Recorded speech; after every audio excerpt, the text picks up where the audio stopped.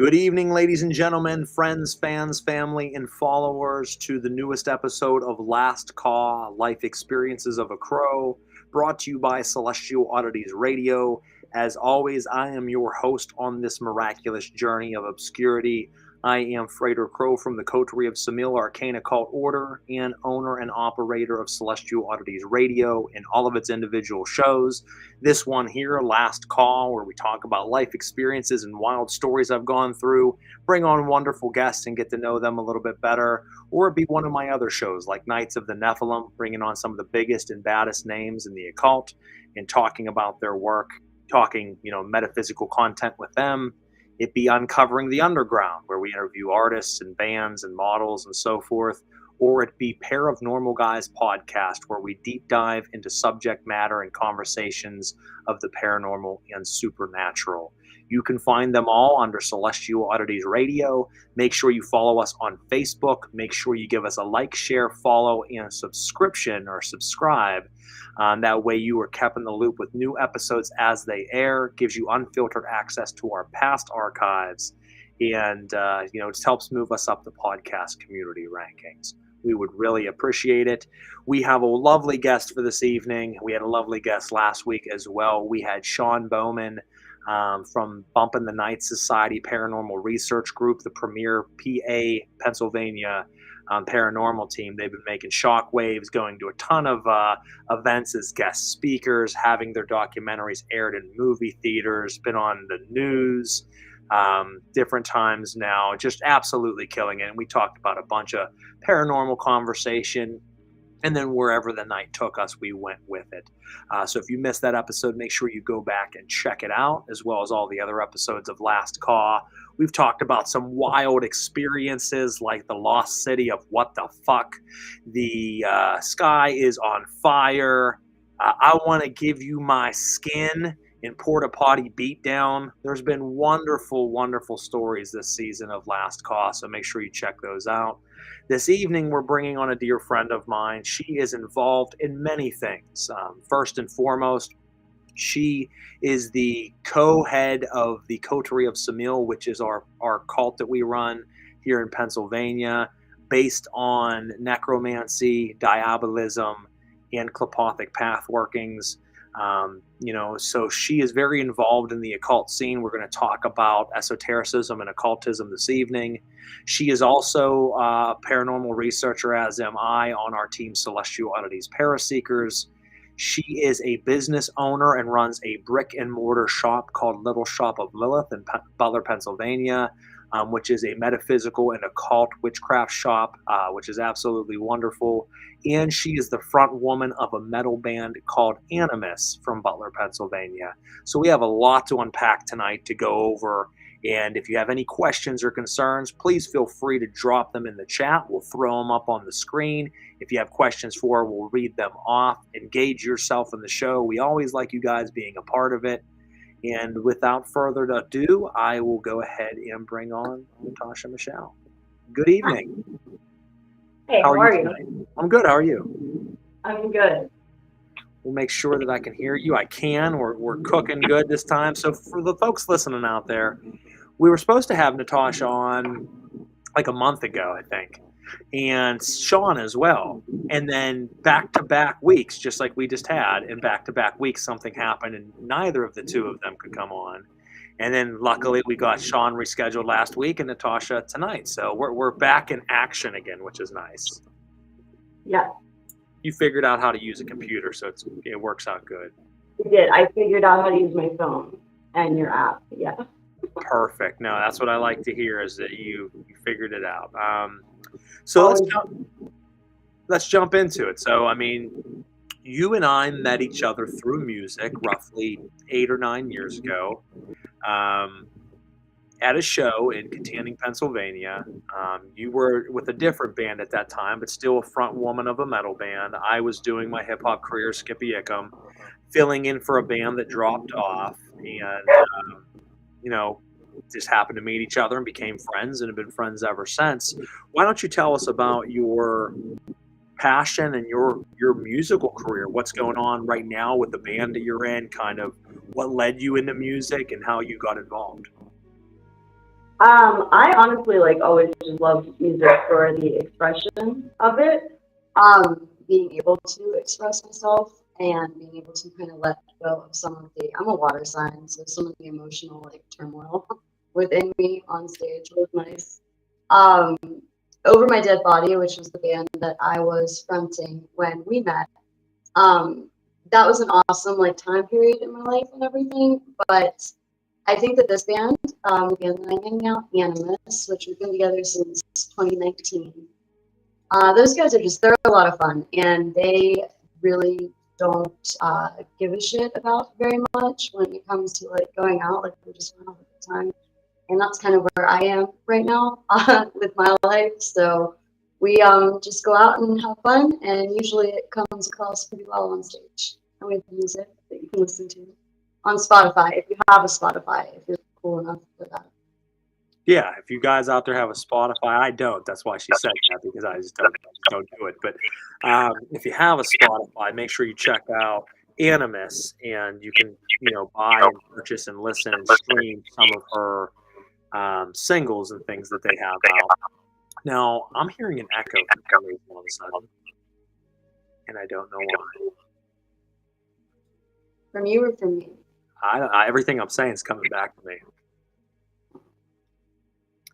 And if you guys are out there listening and you hear a double echo, please let me know. And also, if you hear a popping when Natasha talks, let me know. Because when she talks, it pops over and over again. And it wasn't doing that earlier, but I can hear myself again. Okay. Am I still popping? I think it might be because you have my volume playing out loud to you. Oh. So as I'm talking, it's coming out loud, and then it's going back into the microphone and coming back in again. Listen, I know that I'm supposed to like have this all set up to be able to do like the podcast and the videos and stuff. You've been on me, Dan's been on me. Like, I know I got to get these videos done, but I'm just not there yet. I'd say I'm coming in nice and clear. So you don't have any headphones, huh? I do. Because that might be the key to fixing it would be headphones, because then I wouldn't hear myself. Well, if it makes your life easier, I think it would. So while you go and get that, I'll go ahead and talk for a minute. So yes, we met about 9 years ago to show. It was at a place called Sidebar, which no longer exists. That bar is now called Heroes.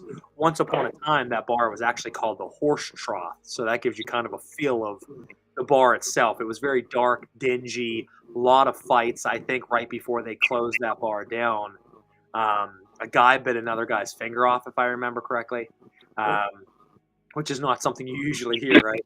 And then it went under new ownership, and they made it Sidebar and started having bands and things play there. And then they fixed it up really nice, really made a wonderful menu, and created what's called now Heroes. And they don't have a whole lot of shows there anymore, but that's where Natasha and I had met one another. A band had dropped off, and a fellow acquaintance, Darren Johns, of the band Transcendence, reached out to me and says, "Hey, man, would you want to jump on the show?" And then, like I said, it sparked a long time friendship. It sparked a lot of business ventures that we've been involved with. It started the cult. So, thanks, Darren, because it led into a lot of different wonderful things. As far as now, it's making a ton. Is that worse? I don't know. It sounds like someone's moving it around all over the place, and I don't know why. It's like, when you're not moving, it's good. We're good right now. Guys, let us know what it sounds like out there to you, because I see some of you watching. Please leave a comment, because I'm hearing all kinds of crazy shit on my end. It's because the microphone's like in your hand. Yeah, every time you touch it, it goes crazy. Well, I'm not going to touch it. And all kinds of shit. But it is much clearer. You didn't think it was going to be easy, right? Tom says it's worse. No, it's always. Well, now the thing is, before, like, your lips actually matched your voice. Now you're saying, and your lips move like 7 seconds later. It's weird. Well, you keep freezing, so I don't know what to tell you. I don't know. We're just going to go with it, people. So that's how you started your music career. And you said, you are in a band now that is much more carefree. You guys have fun. You go out and play. It doesn't have to be so serious. Though you are serious about it, it isn't like a goal to become famous. Right. Yeah, not at all. No That's always interest a in good thing. it. Sometimes relieving the pressure sometimes can be nice. Like chasing the dream of being a famous artist is cool and all, but it gets pretty old pretty quick. No, that lasted for about a year. That was it, and not with this band. So I'm good with that. And honestly, I know I'm too busy to even keep up with like half the stuff that I have right now. So Maybe I I don't should need get a band because something I else. feel like I'm not busy enough, and I feel like if I had a band, maybe I'd be busy. Do you think that you don't have enough going on? I feel like I could fit a little bit more. I feel like it's probably a bad idea. Yeah. Yeah, folks, I'm joking because if you don't know, I was involved, like, as I just mentioned, in music for a very long time. And that's what consumed my life. And that's all I thought about every moment of every day for like good 10 years. And now I don't think about it at all, which is beautiful. Now, yeah, your shit's doing wild stuff. I'm hearing robotic noises. Sounds like fucking bugs are crawling around in my earphones. Okay, I don't like any of that. Do you want me to take it back out? I don't know. Because then I hear the echo. So now I don't know what to say. Guys, I apologize. We don't know. Tom said it's like watching an old Godzilla movie. Yeah, because you're doing this. My lips are moving with what I'm saying. At least it looks like they are. Yours are going. No, I'm Yes. not keeping them on. Whatever. Yeah. I don't know. Whatever. We're doing that. It is what it is. So, obviously, you were involved in music. You still are, but you decided back in 2019 to open up a online shop called Little Shop of Lilith. Tell us a little bit about what sparked your motivation to do that, how that progression formed into a brick and mortar shop, and how that's taken you to here. Honestly, it was in like 2019, 2020 that I started getting into actually making things like different oils and stuff like that. And see, now mine's all messed up. I decided that I was going to make some for some coworkers in 2020. I worked for Crisis, and they all really liked them, and they started asking for more stuff. I was giving them away to friends, and like they were asking for more stuff, and people just kept asking if they could get more stuff, if it was for sale, if I was selling it. And I was like, oh, maybe I should be selling it. So I just started a little Etsy shop, put stuff on there. But then the farther I went with it, I guess the more involved I got in a lot of my own practice stuff. I've been practicing for a long time, but I kind of took a change with it in 2018. So once I had the Etsy and the Etsy was going very successfully, I started doing vendor shows, and I would bring Britt with me to vendor shows, and that was being very successful. And we just started like thinking like, what if we could have a building? What if we could have a shop? And I was like, what if I could offer like the counseling and the energy work and stuff like in an actual building? So that kind of became the dream. And then about like 8 months after we had started talking about it, Brittany all of a sudden was like, wait a minute, I have a building. Like, I know a building. And her mother-in-law had a building. So I went and talked to her and decided in 5 minutes that we were just going to go with it. And then 11 days later, we went to the shop. That's very interesting. I'm sorry I looked distracted there for a second. For some reason, no comments are popping up. And you mentioned Tom, and you've seen it. And I'm like, well, I'm not seeing any. And they're not appearing on my normal dashboard. But if I actually throw the entire list up at all at one time on the screen, they all appear. So I don't even know how that's never happened before. So I don't know what kind of juju you bring with you coming on the show, but you are malfunctioning all my shit. I'm sorry, maybe I shouldn't have done it in here, but this is like my privacy space. So. That's okay. So we're going to try to read them off, guys. And I can't really scroll this, so I don't know how to even make this different. We have Dustin saying, how are you guys doing tonight? Hey, Frater. What's up, Dustin? I appreciate you tuning in. Kelvin said, no worries. I think he's saying on the sound. Tammy said, laugh out loud to Tom, who says it's like watching a Godzilla film. And we might have to full screen this real quick. Can we do that? It's really funny because I can see all of them and scroll them. I can't do shit. I don't understand why I'm not on my end. Whoa, what is that?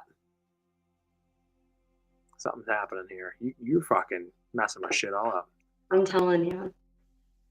I'm telling you. I don't know what the hell's going on. I don't know. Literally, I can't see any of the comments. I don't understand why. That's never happened. Well, Dustin says, "How are you guys tonight?" We're good, Dustin. Yeah, I did see that, and I see Rhonda said, "Why does it keep doing that?" Rhonda said that there's loud static and popping, but other than that, that's the last comment that I can see, and I don't understand. Tammy's saying hi. Tom says it sounded like a Godzilla movie. They did not like my headphones. Daniel said I should be using headphones. I know, Daniel. It's bad. I will get it organized. Yeah, it's weird. I don't know. It's very strange that it's acting like this. Addie says I'm perfect.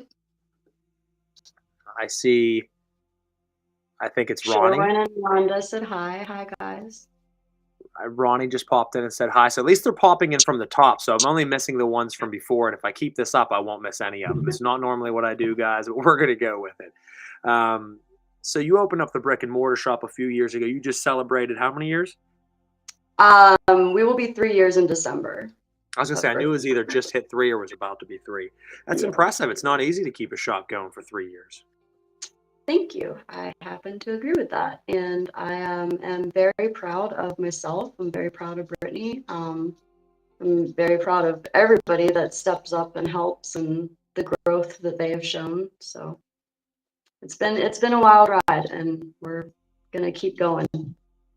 Good, you should. You got to keep it, keep it coming, making new products, keep throwing more classes, lectures. And I mean, and folks, this is what she does. So she has a lecture series of a lot of different speakers that come in and talk about different topics. She makes her own products. She sells products from other people. She has metaphysical services and energy services and healings, tarot readings, group rituals, private rituals of all different sorts. So you kind of cover the gambit of your services that you offer there. Yes, and we did a class on actually working with the paranormal last night, and that was very crowded and fun and active. So it was a really good class. Good. First time I did. Yes, and it was interesting because we had that one a couple years ago where I gave a lecture on the paranormal, and I know a lot of people were interested in that. And then there was recently a group outing, which we'll talk about in a couple moments, and then now a paranormal class. So certainly a lot of people interested in the subject, and I mean, obviously, something you're involved in, I'm involved in, so we'll jump into that. Hey, Nocturne, I appreciate you jumping in. He says, "Hey, Natasha, how are you?"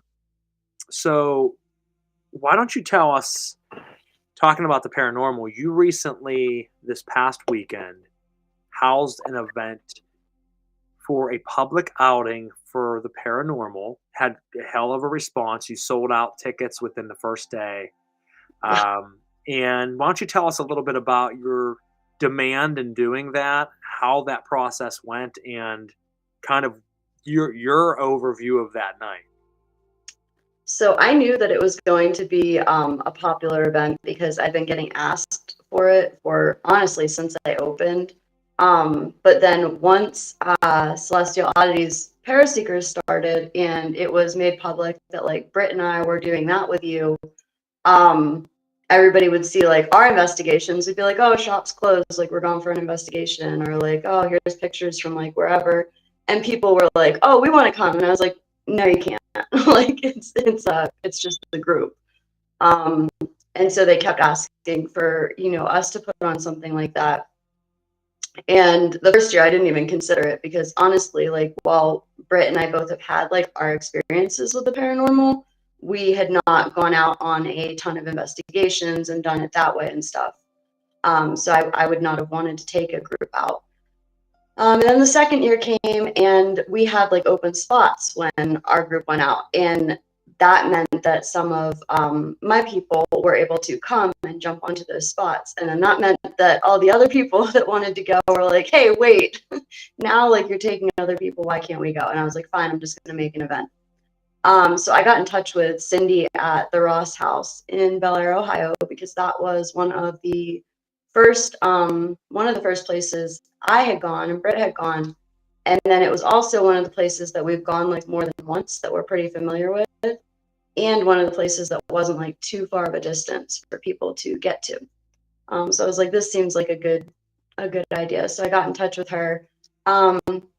We planned on like 15 people, and I was like, okay, well, like, you know, I'm gonna do it like way in advance. I think I don't even remember. It was like May, June, maybe, that we planned it. And as soon as I put it up, people were already messaging me and were like, well, can we get our tickets? Can we get our tickets? And I was like, no, like wait until I like say go or whatever to make it fair. And we were up for 24 hours and it was sold out. And I was like, oh, okay. So like people really want to do this. They were waiting pretty heavy in the background, you know, kind of just waiting for that moment, hungry, Yeah. saying like, when's it happening? Yeah, like as soon as I Sean? did it, I got hit with messages. And like payments coming in, like people were sending like Cash App and Venmo payments and not even knowing if there was like a spot. And I was like, oh my God, I'm losing all my spots. But it went very well. You came and helped Britt and I with it, and Carla was there helping us out. And it was much more active than I had expected it to be. It was actually probably, I would say, the most active that location has been for us. Yes. I know that we both had pretty cool experiences when we split the groups and took them in different parts of the buildings. I know that like when we did our initial investigation and the flashlight came on right away and we were getting all the spirit box communication and the REM pods going off. And so it was a very active night. People were getting touched. Everybody was having a great time. And I know from the feedback I've gotten from people, they just really enjoyed themselves. And I'm probably going to have to do that again. And Cindy's already like, yeah, let's do it again. So no, I think it went very well. Hopefully, folks, if the popping is too crazy, let us know. It is pretty persistent on this end, but I don't know how it sounds to you guys, so let us know. Nocturne, we are nowhere near Philadelphia. I mean, well, I should say yes and no. I mean, we're not across the country, but Philadelphia is like a 7-hour drive from us, so it's pretty far. Pretty big haul. Justin, what's up, man? Thank you so much for tuning in. Sean, thank you for tuning in. Hi, Sean. Crazy fucking technical difficulties with this one. She brings some type of energy with her that's messing my shit up. We're just having fun with it. It's those angels. Don't. Shh. It's okay for me, just occasional, Tammy said. Yeah, I don't know. For me, it's like pop, pop, pop, pop, pop, pop, pop. So it's like it's a chore to try to focus, but that's all right. It's don't okay. Say the A word. I'm gonna say it. I already said it. Yeah, folks, we got angels lingering around, and they've been doing all kinds of weird things. And I know for the people listening out there, they're like, "Yeah, okay, no, I'm being dead serious. You guys are nuts. You guys are nuts." No, there's just angels. Sometimes they're around. Beautiful chaos. Calvin, thank you. But no, I think that I agree with you. It was the most active. We've been there 3 times now as a group. Both the first 2 times had activity. It was a fun place. It wasn't that active though. The stairs were crazy. The thing that ran down the stairs in the middle of the night, that was crazy. But true. So there was something that ran down the stairs the first time. I don't know. It was either the first or the second time. I think it was the first time. And it ran down the stairs and smashed into the front door and into the wall in the middle of the night. And it sounded like a train going down the stairs, and then it just stopped. So that was interesting. There was a guy whistling the second time over and over again. We did see movement of different things there. So, I mean, there was definitely an activity. I don't want to make it sound like there wasn't a lot, but it wasn't a lot in comparison to what we experienced this past weekend, where we were getting just quite a bit of intelligent responses from the spirit box. We were getting flashlights turning on. We were hearing movement in the distance. We seen at one point, I was in the antique store portion of the building with half the group, and we were just getting the wildest responses and activity happening, and some of it pertaining to members of the group where it was naming out family members of theirs and talking about them. And I was standing in the other room, and something right in front of me crashed real loud, like someone kicked over a chair. And it actually made me jump back, just startled. I wasn't scared, but it kind of just startled me. And I didn't turn the light on, but like 5 minutes later, when we were finishing up, I turned the light on, shined over there. There's nothing over there. There's just a couple chairs. Now, before we left, I had to light back out, and we were standing there doing the last couple questions on the spirit box. And in the distance, a figure ran across in front of the REM pod, ran across it, and went down the stairs. And I actually seen a full-blown figure running past, which was interesting. So, I mean, it was very active, getting a lot of gospel, a lot of evangelical stops on the spirit box. You guys out there that are fans and listeners of the show, you know that we've been talking about the fact that every time I hold the ghost box, it seems to put on broadcasts and songs about Jesus, and they keep telling me I'm a sinner and I'll burn. And this has been happening in front of dozens of other people, so it's been verified. Now, what's interesting is, since that investigation, for the first time ever, Natasha was running her stuff the other night by herself, and then with the class she had, and it stopped dead in the middle of cycling to an evangelical message, to then a Christian song, and then to a voice saying, "I am an angel." So we do have something of a Christian nature, of a godly nature, divine nature, that has been superseding or interceding with our investigations, our research, and has kind of been like a gnat at a picnic that just won't fucking leave you alone, and it just keeps flying around. You swat at it, but you can't seem to get it. That's what this has been like, because every investigation we go on, constant barrage of messages about finding the light, and that we're dark and we're spooky and we're going to burn and all this fucking funny shit. Now, I do have some messages or comments here. Nocturne says 7 hours away. Wow. It's interesting that you mentioned whistling. I heard a strange noise outside my window. Now, there's a lot of things out there, Nocturne. I mean, sometimes they whistle, sometimes they talk, sometimes they bang shit around. I mean, the spirit world doesn't really surprise me much on a lot of things. I might still say, oh shit, wow, look at that. But like, we've seen so much with the research and the locations we've been to and how much we work with spirits, that what seems like sci-fi or seems like, you know, phantasmagorical to most people is just like a Tuesday afternoon for us anymore. And that's not to say in like a tooting our own horn or floating our own boat way. It's just that when you surround yourself to this deep of a level of spiritual work and investigation, the amount of spirits that are just around you just don't cease at that point. They're never ending. Tammy said it did to Natasha last night too. Laugh out loud. And Steve visited her box. Yeah, Steve. Yeah, Steve, your Steve. my Steve. I have a guy named Steve that comes through, guys. Steve's been with me for a few years now. He comes through on most investigations, though he's been absent lately. So that's good to hear Steve came through. I'm hoping he's doing well. We were like, go home, Steve. Brittany's like, go to Washington. Not here. Go home. Yeah, Tom left a comment, says, I got that picture of a figure on the stairs on that one investigation. And that's right. He did get a picture of a figure at the top of the stairs. And other people have gotten pictures. There was a group recently that was there that put out a picture of going down the stairs. They were on top.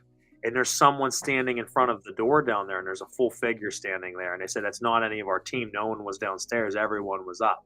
So something with the stairs there, running down the stairs and crashing, Tom's picture, this group's picture, the whistling coming from the top of the stairs, something in that stairwell really gravitates to that stairwell.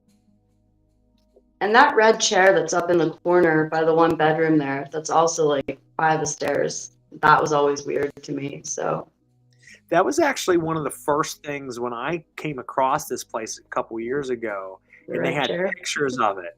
Was the red chair. She had pictures of the inside of the house, and I was scrolling through the pictures, and I stopped on that red chair. I'm like, that's bizarre. Like, let's pull picture and look to, I don't know, there's something strange about it. Now, I've never had any activity with the chair, but That's it definitely, feeling. it was just the first thing that caught me from the Ross house. And it almost makes me wonder if the spirit kind of hangs out at that chair and then he plays think around so. the top of the stairs. Yeah, I think so. Nocturne said, there's an angel around you calling you sinners. Sounds like the living idiots around me. Now you'll get that though. I mean, we're involved in some pretty heavy shit. So I mean, there's going to be other spirits out there that are on the opposition that are going to say like, "Hey, don't be doing what you're doing. We don't like it." Demons are bad, okay? You know, so you're going to steer clear of those. But no, in all seriousness, I mean, you're going to have that happen. Spirits seem to love stairs. Some of them do. This one certainly does.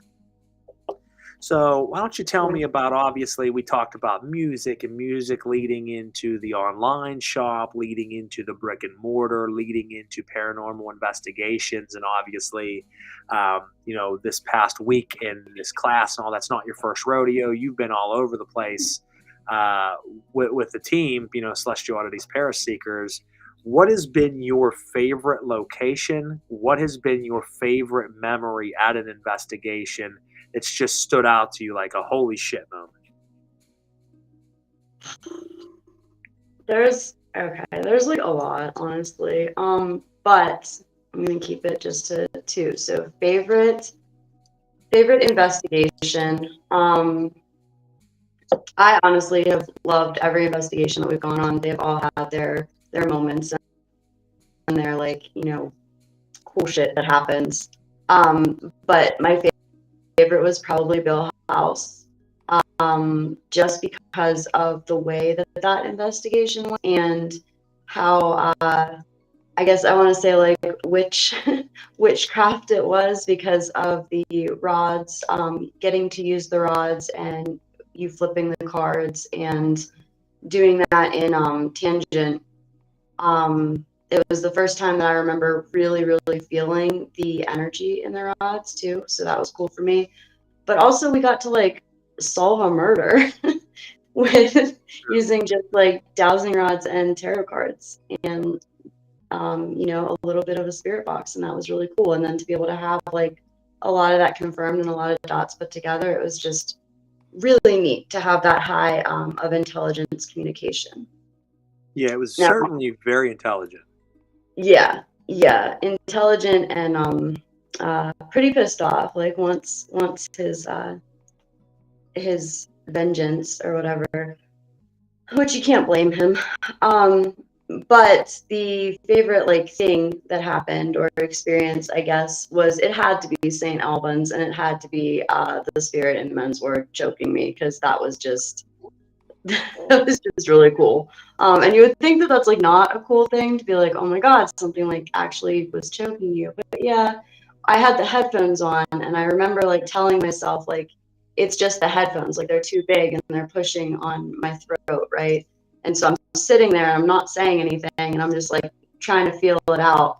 And as I'm thinking like it's just got to be the headphones, I can feel like a hand like opening, like the fingers separating and then tightening more. And I'm like, oh no, I'm not imagining that.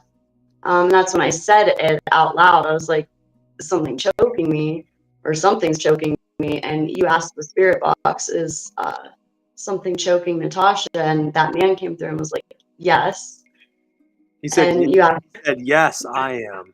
yeah. And you were like, why, or something. And he was like, bitches, or do you hate women, or something like that. Yeah, so he was choking you, as you said, and then whenever we said, you know, is there someone choking you? A man came through, guys, and it said, yes, I am, clear as day. And then we said, why? Because it seemed like he was getting angry about things, and he mentioned about the women not being there or not wanting the women in the men's ward. And we said, what is your problem with women?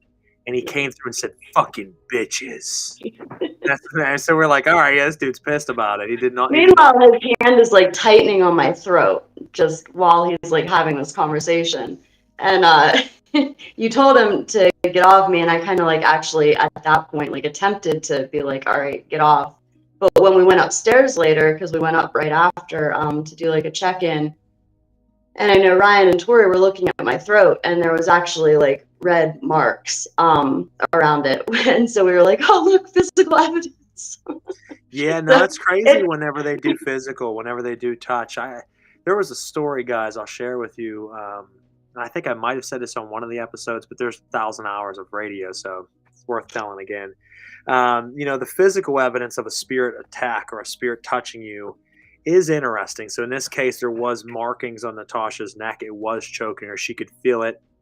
And we were getting correlative answers where it was saying, "This is me. I hate women. Like, get the fuck out of my house," pretty much. But there was a time in my own house where I got into a little tiff with my son. Now, when I say a tiff, he's just a young child, but I was trying to get him to go to bed. He didn't want to listen, and we got into like an argument over it. And he was just enraged with anger because he didn't want to go. And he looked at me with just fire and fury in his eyes and screamed at the top of his lungs. And then he calmed down. He went to bed. Now, I didn't think much of it. After I put him down, I went to put my daughter down, and we're in the other room, and I'm reading books to her and rocking her on the rocking chair. And my face was just burning, and I'm like, "What the fuck?" And I reached up and touched my face, and there was welts all over my face. And I'm like, "Oh shit!" So I put her down. I says, "I'll be right back, honey." And I went in the bathroom and looked, and I had 3 big claw marks going up the side of my face. Now, he didn't claw me. And it begs the question, was there a spirit protecting him? Was there a spirit there just watching him and didn't like the fact that we argued?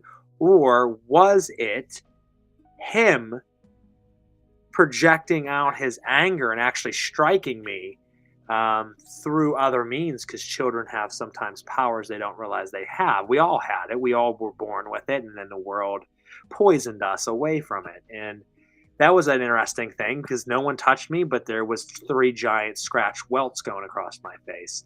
Now I see that AJ said, "Yes, finally caught alive. Good to see y'all. Hope all is well. I'm here listening. Thank you for tuning in, brother. Much love to you." And we have Nocturne saying, "You solved a murder. Good for you." Yes, we did. It was very interesting. There was a death that happened at the Beale House early 1900s. It was an orphanage. One of the children ended up dead. They pretty much ruled it a suicide, but it's kind of peculiar to even have ruled it a suicide because it just doesn't really make sense. But when we were there, the spirit was coming through the dowsing rods, the tarot cards, the spirit box, all at one time. I would throw cards, and the answers I was getting were directly, and we weren't even looking at each other, connecting with the rods. She could feel the energy through the rods. And over a 2-day span, like a 40-hour investigation, this spirit came through over and over and over again and pretty much wanted vengeance. He wanted to cause infliction and pain and wanted to strike down who struck him down. So we were able to narrow down the fact that this child was pushed from another child head first down a big-ass stairwell and murdered on purpose because of a nurse that they both had a crush on. That was a night nurse that stayed there and would help and be a caretaker. They both had a crush on this girl, and the one eliminated the competition. And we later on were able to corroborate that with other additional evidence and things as well. So it was pretty wild to be able to solve, an 80-year-old mystery of this death of a child that was just pretty much ruled a suicide and then thrown to the wayside because he was an orphan, and it just seemed like anybody cared a whole lot, unfortunately. And I think that was one of the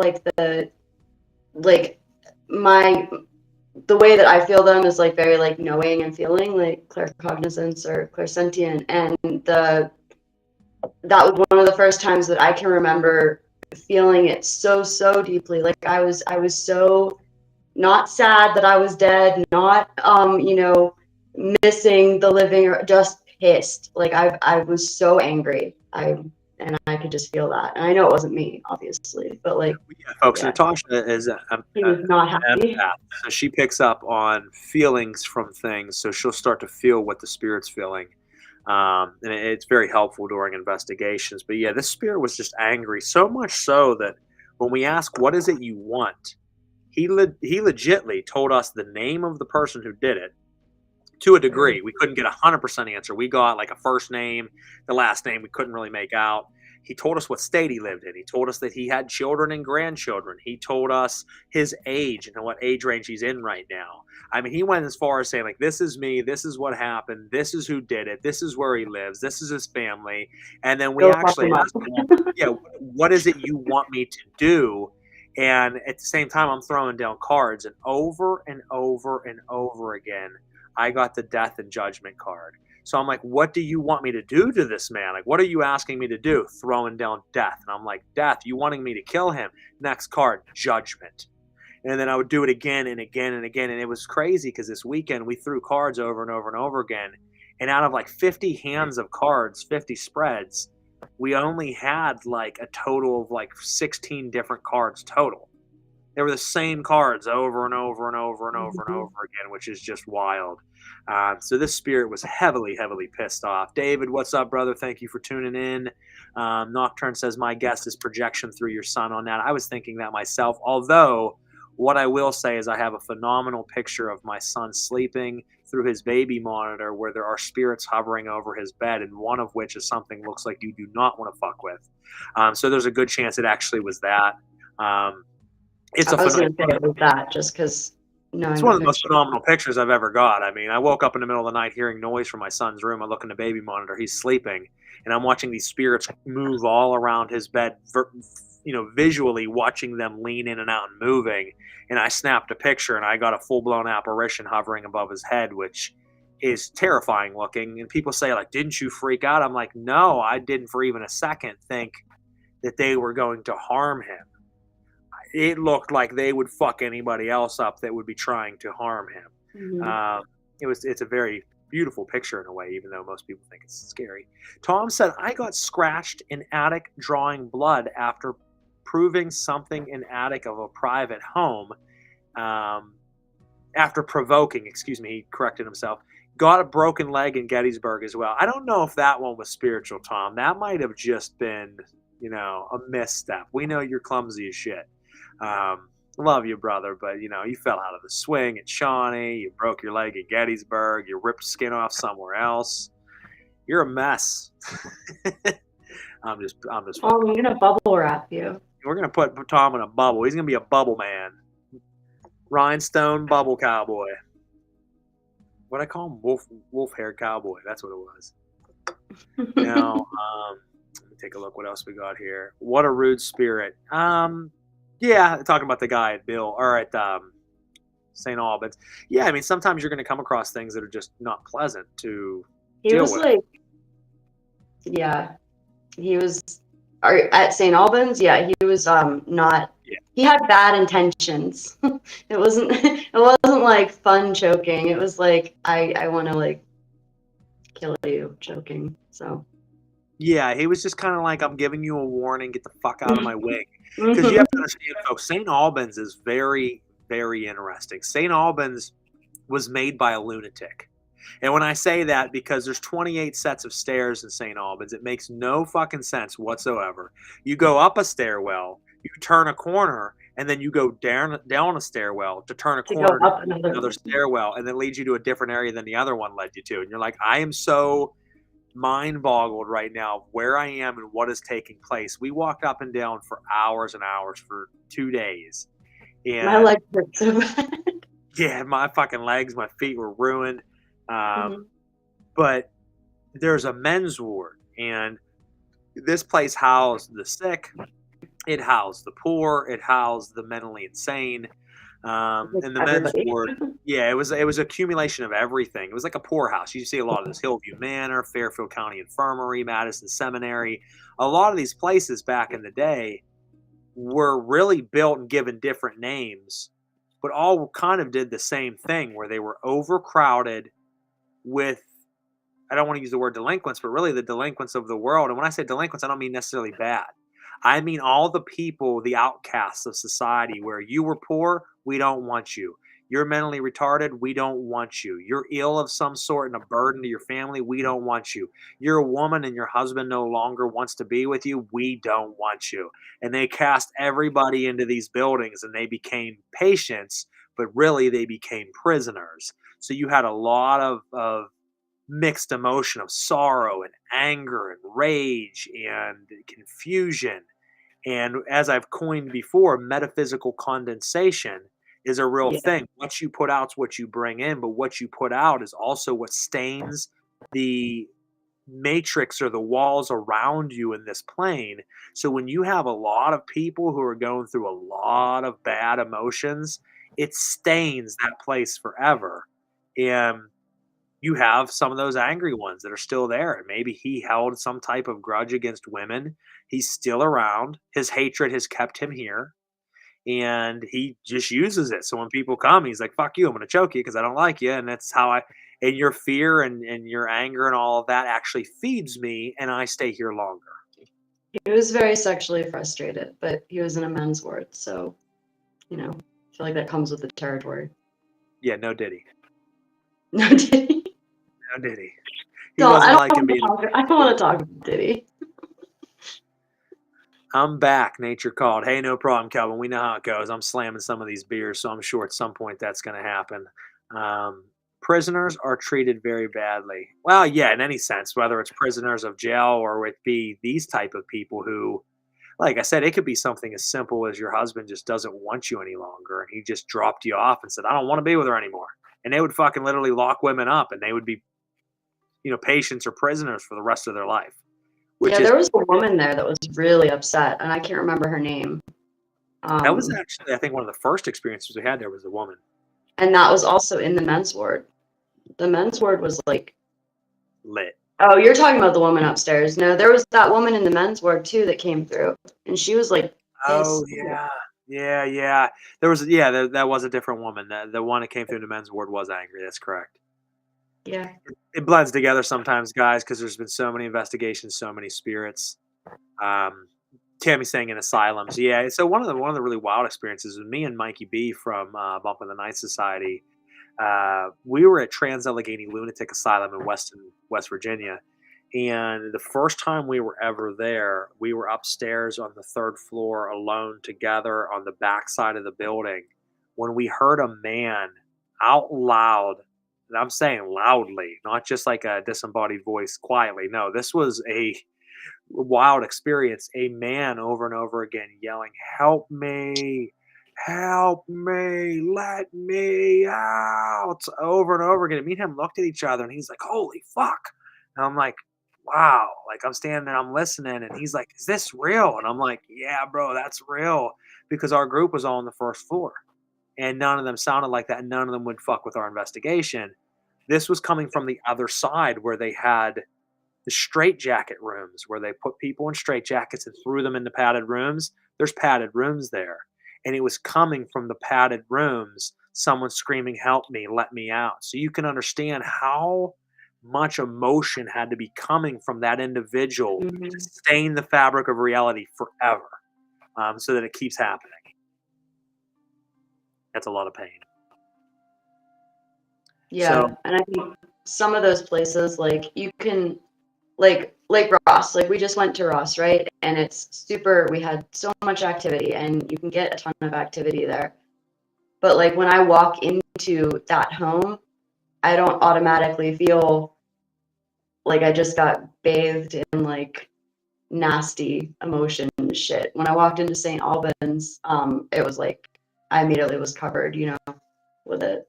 I agree. There's definitely a lot of different energies out there, and that was definitely more of a darker one at St. Albans. Nocturne had asked, and it kicked off my screen now, but he said something about hanging a sweetgrass braid over a door. Would it help keep the spirits away? I have absolutely no idea, because you have to understand, I don't know about the sweetgrass in general as far as being something of warding. But even if it does, in some cases, other spirits, it won't. It depends on what classification of spirits you're working with as well. Because you have a lot of different classifications. This just came up in Natasha's class last night. I know that she was talking to her students about that you have, spirits of the human dead, spirits of non-human dead. You have earthbound spirits or elemental spirits, land spirits. You have jinn. You have daemons, you have demons, you have angelic spirits, you have thought forms, you have egregoric consciousnesses. You have a lot of different things out there. So it really depends on what you're dealing with how you will deal with it. And one size doesn't fit all. Now it says, if someone with autism and psychic ability were to visit a place like St. Albans, would the spirits be kinder to that person or something else? Once again, bro, I can't really answer that because it's going to be case to case specific. I mean, someone goes in, they might have a great experience that's autistic, and another person could go in and be conflicted and have attacks done to them. It's going to depend on who you are, how the spirits are that night, their temperament, what spirits are there that night. It's not always the same spirits. You might have traveling spirits that are only traveling through that night and you happen to encounter them. We have to understand, for instance, the jinn. The jinn dwell in abandoned places. The jinn also travels. So you could be going through on a night that something's traveling through that doesn't live there, and you happen to encounter it. It's like walking into an abandoned building and a lion walked down the hallway, and you're like, oh shit. And it just happens to be a wild lion walking through this abandoned building, and you could have walked through any other time and that didn't happen, but you happen to walk through when the lion's there. It might just keep walking, or it might rip your fucking face off. It just depends on the scenario. So can't really answer that a whole lot. Natasha, I'm going to let you read some of these off. Why don't you grab Tom's on the top? That's funny. Tom, good thing they don't lock you up for masturbating anymore. I actually didn't read the comment. That's kind of funny that I switched. Did you really not read it? At least I think that's what Tom's saying. Because Tom, is that what you're saying? Because that's I'm pretty sure it's misspelling. I'm pretty sure he meant to throw a masturbating out there, and he just spelled it wrong. Tom, I think that it's a very good thing that they don't do that anymore. That is true, though, folks. They used to lock people up for that. They did.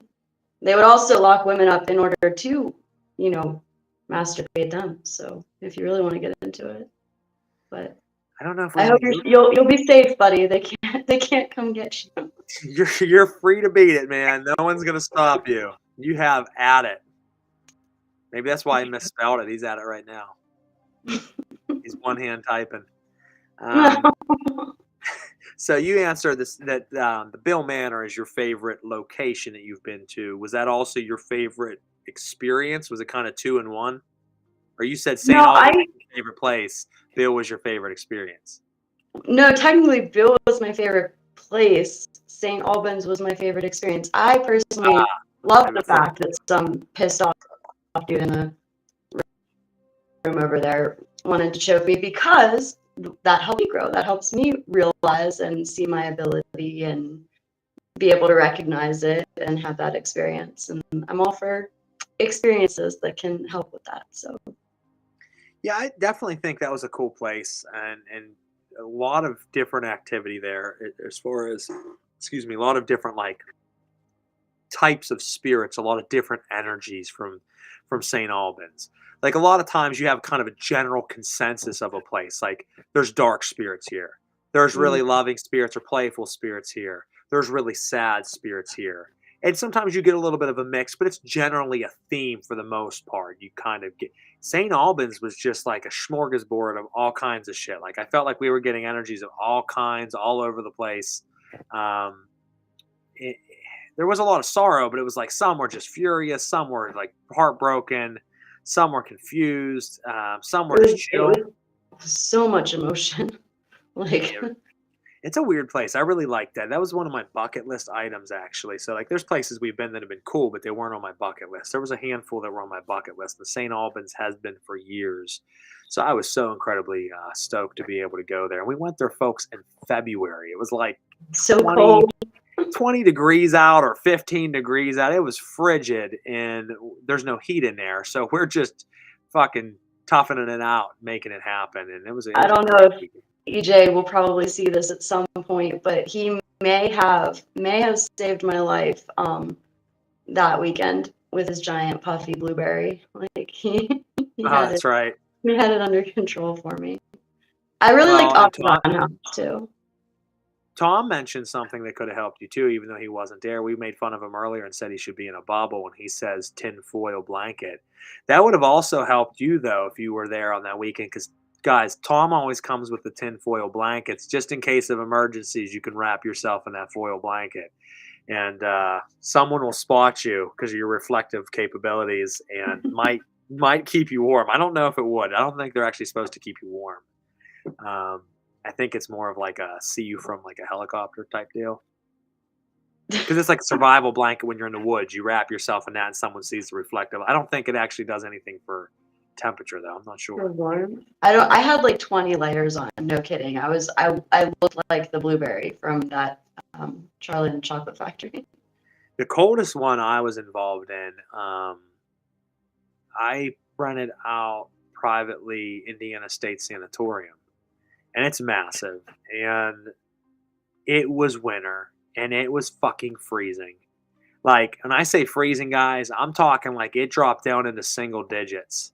And everybody had gave up at this point and had went back to the like central hub to go to sleep because there was bedrooms there.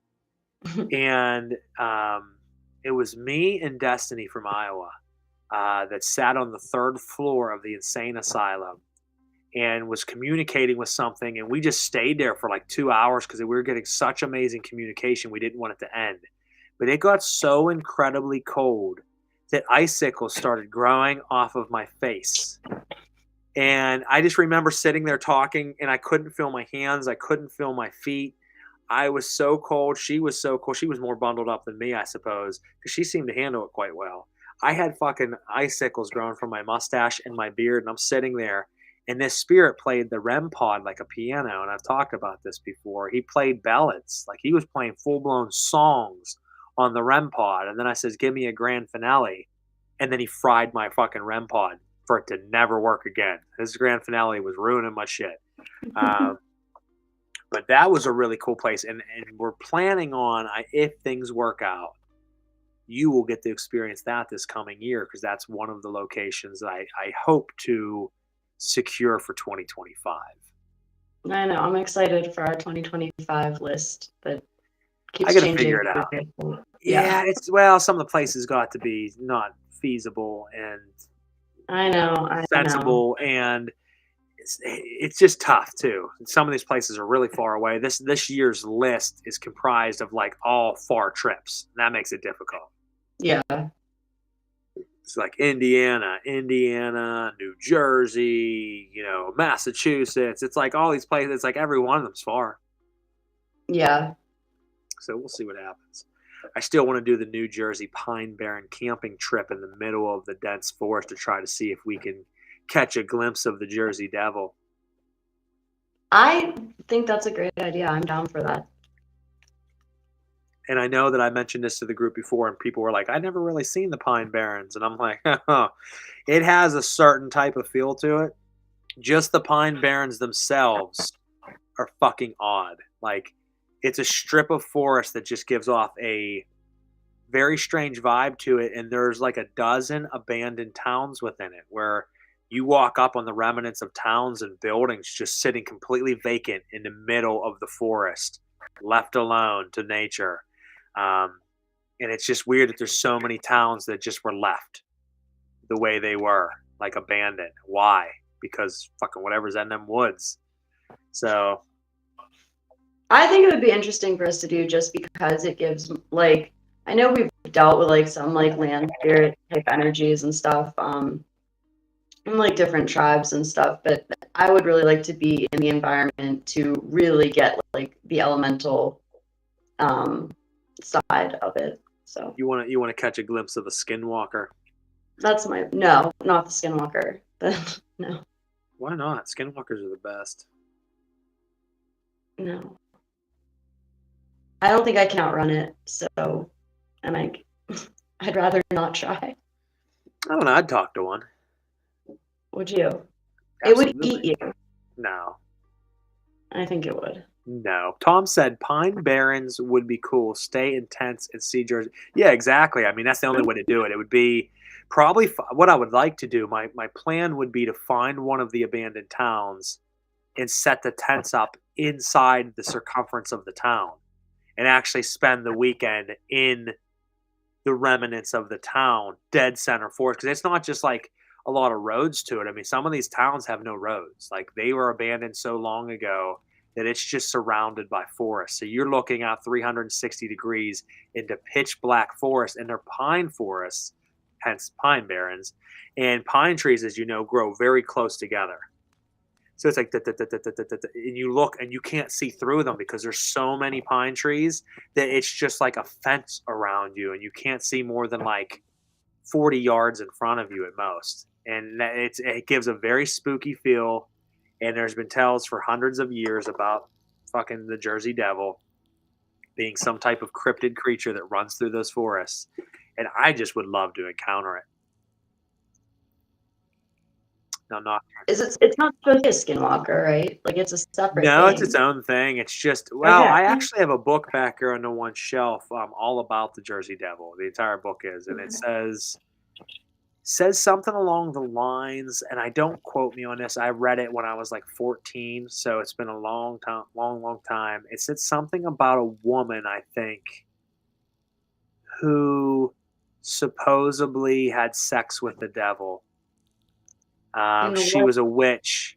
She was a witch of sorts, and she called down the devil during, the Sabbath or an orgy of some sort, something along those lines, and mated with the devil and gave birth to a disfigured man who the entire town condemned right off the bat. They already didn't like her, and when they seen this thing, they blasphemed him, and she ran him off into the woods and let him go so that the townspeople didn't do anything to him.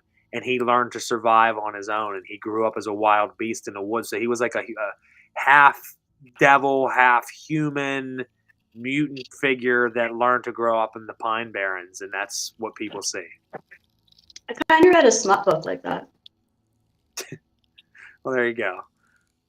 I haven't read too many Jersey Devil smut books in my day, but we have comments here that say, if you ever come to New Jersey or South New York, or within 15 miles outside Philly, I would love to join you. Yeah, man, we'll have to let you know. Like we said, we talked about possibly New Jersey. I don't know if that'll happen because we have to get clearances to be able to camp in those forests, especially in those abandoned towns, so we don't get arrested. It's a lot of fucking work to do these investigations sometimes. Addie says, look, you don't have to fully outrun it. You just have to run fast enough that you're not last. Well, yeah, I already said before. That's right, Addie. In a real situation, Addie, I'm talking real, all jokes aside, a giant fucking cryptid creature's coming out. And I know at this point he's not just scary looking, but he's going to kill us. I'm kicking one of our members' legs out from underneath them, and I'm letting them go. They're going to save the rest of us, whether they wanted to or not. And which member it is just depends on probably who's the closest to me. And people laugh and they're like, that's fucked up, dude. And I'm like, hey, man, it is what it is. So. I believe you. So. Tom said mother leads 13th child. Maybe it was something like that, too. It's been 22 or 23 years since I read that book. So you got to remember my memory of it's a little hazy. But I knew it was something mutated child left to roam in the woods. I feel sorry for the devil kid. I can't run. You're safe. Well, that's good. So there, I won't feel bad, Tom. I don't even have to kick your leg. I'll just run past you. I'll be like, love you, Tom. See you. Thank you. We'll memorialize you, Tom. Yeah, we'll memorialize you. It'll be back here in PA, but we'll memorialize you. We're going to get to the car. Emily said, noted not to stand next to Frater on investigations. I mean, listen, it's all about, spur of the moment, right? Even if I have it planned out ahead of time, it's about spur of the moment.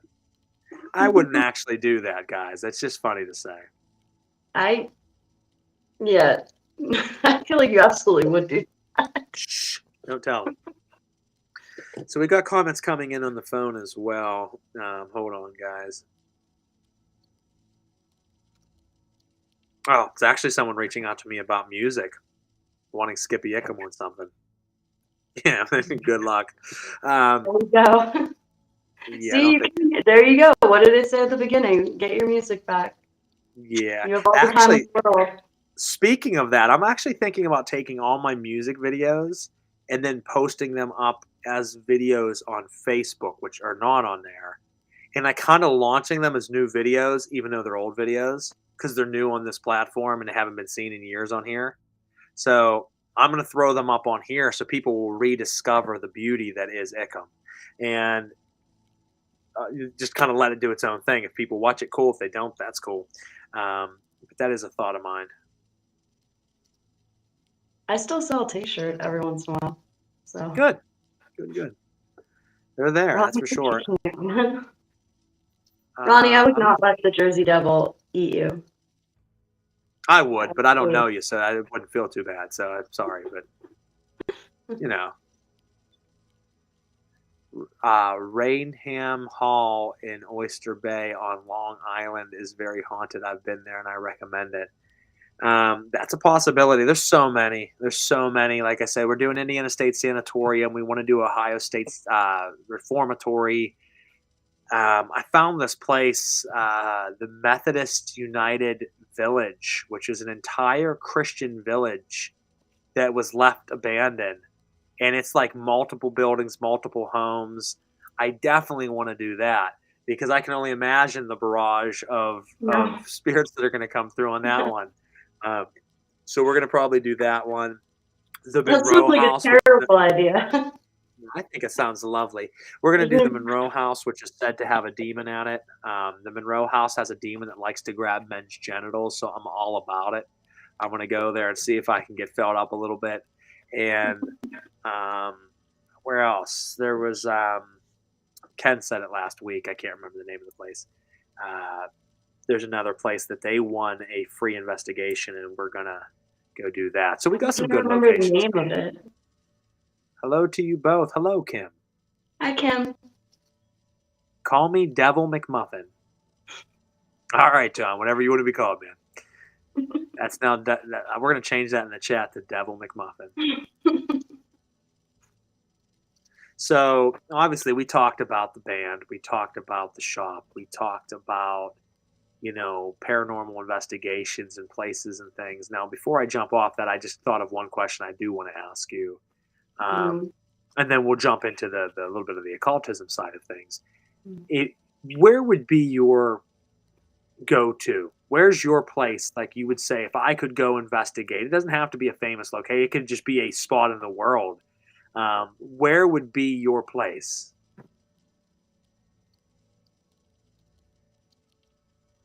Milo says, I will message both of you about the Jersey Devil. It is a very interesting story. Oh, God, the plot thickens.